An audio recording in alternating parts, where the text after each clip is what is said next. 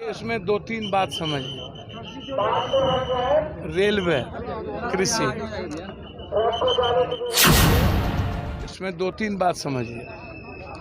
एक तो railway budget को अलग करने की साथ करने की जरूरत नहीं थी। रेलवे के महत्व को एक तो रेलवे बजट को अलग करने की साथ करने की जरूरत नहीं थी। रेलवे के महत्व को सबसे पहले बीजेपी की सरकार आई तो इन्होंने उसके महत्व को ही घटा दिया। यदि आप अस्पताल के महत्व को घटा दीजिए, एजुकेशन को, बिजली के महत्व को घटा दीजिए। हर लोगों को बिजली की ज़रूरत है।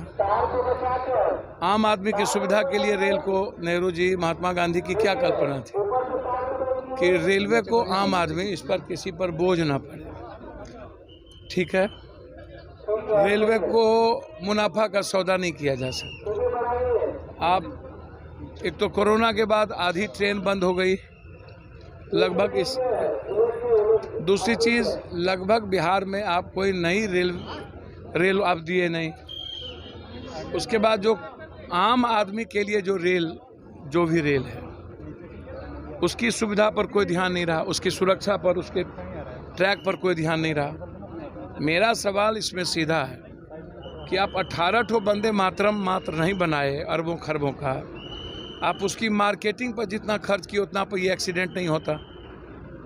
आप जितनी मार्केटिंग पर खर्च किए, आप उसकी सेफ्टी को लेकर के आप मुझसे मुकब्बल हो गए कि इसमें कोई खतरा नहीं है, अब ये कभी एक्सीडेंट नहीं करेगा, इसमें सब सुरक्षित है।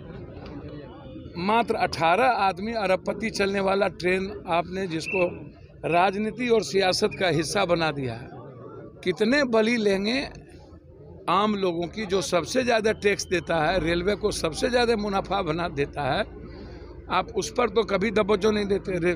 महिलाओं की सुरक्षा पर तवज्जो नहीं देते हैं। आप प्लेटफॉर्म की आप व्यवस्था पर तवज्जो नहीं देते हैं। आप शौचालय, अन्य चीज़ों पर आप तवज्जो नहीं देते हैं। महिलाओं की बैठने पर आप तवज्जो नहीं देते हैं। तो ये छोटी घटना नहीं है।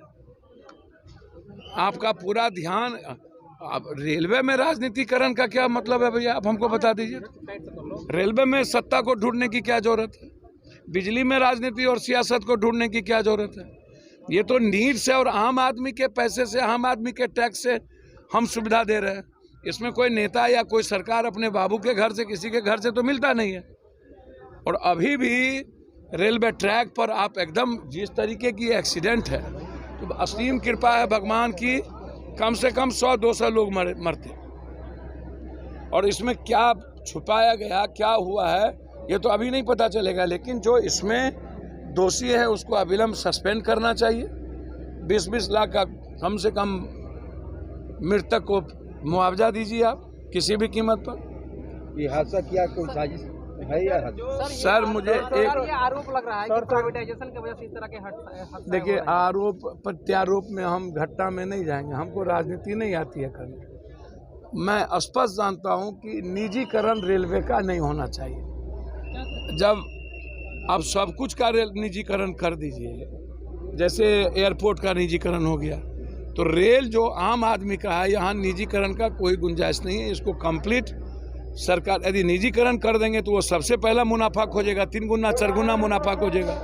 प्लेटफॉर्म महंगा हो जाएगा। तो आप इसको आप समझिए। तो मेरा बहुत क्लियर है कि रेलवे को किसी भी कीमत पर मरते दम तक निजीकरण नहीं होने देंगे। इसके खिलाफ हम सबको मिलकर के जरूरत पड़ेगी तो भारत बंद करेंगे, जरूरत पड़ेगी तो निश्चित रूप से सरकार का मुंहतोड़ जवाब दिया जाएगा।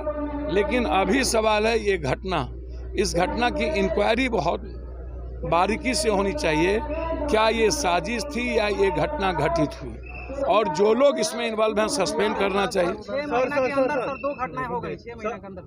सर दो भैया, कई घटना घटित हुई। मैंने पहले कहा कि वंदे मातरम पर आपका फोकस है और अन्य ट्रेनों पर फोकस नहीं है, और जो ट्रेन बंद हो गई उसको चलाने पर फोकस नहीं है। जो रेलवे के बजट को ही आपने एक साथ कर दिया, तभी महत्व का इसको ख़त्म कर दिया। दूसरा, निजीकरण यदि आप आगे बढ़ेंगे तब भी बहुत बड़े लेवल पर आम आदमी को सबसे ज़्यादा क्षति निजीकरण से हो जाएगा, सबसे ज़्यादा बोझ पर लोगों पर दबाव पड़ जाएगा। तो इसीलिए निजीकरण के खिलाफ हम लोग हैं। उसके लिए हम लोग आंदोलन भी करेंगे, लेकिन जिससे कॉमन आदमी की सुविधा, इसको मुनाफा नहीं बनाया जाए, लोगों के जेब पर असर नहीं पड़े और रेलवे को आम आदमी के दृष्टि से देखा जाए और उसकी सुरक्षा, उसके मेंटेनेंस पर किसी भी कीमत पर कोई समझौता ना हो। सर इतनी बड़ी हादसा में सर 4 ही लोगों की मौत बताई जा रही है, लापरवाही कितनी हो सकती है? लगभग 50 से ज्यादा लोग 50 मरे से हैं लोग और ज्यादा 4 बताया आदमी और जा रहा 5 है। आदमी का दिखाया जा रहा है। सर, मुझको एक बात समझ में नहीं आ रही है, तो जब 50 लोग इतनी बड़ी घटना में जो स्थिति है, तो वो तो परिजन से पता चल जाएगा ना, परिजन को अभी तक सामने आना चाहिए। मैं मानता हूँ ट्रेन की जो एक्सीडेंट है, इसमें 4 लोगों की मौत मेरे ख्याल से संभव नहीं है। मौत की संख्या बढ़ सकती है और मुझको लगता है कि मौत की संख्या छुपाई जा रही है, लेकिन 50 मरे कि 100 मरे या 10 मरे कि 20 मरे, इस पर हम अभी के जाता है तो बहुत सारे लोग रेलवे के टिकट के बगैर भी बैठ जाते हैं। तो इसीलिए परिजन जब अपने को ढूंढने निकलेगा तब पता चलेगा कि कितने लोग मरे हैं और तब सरकार पर दबाव पड़ेगा कि सरकार ने झूठ क्यों बोला।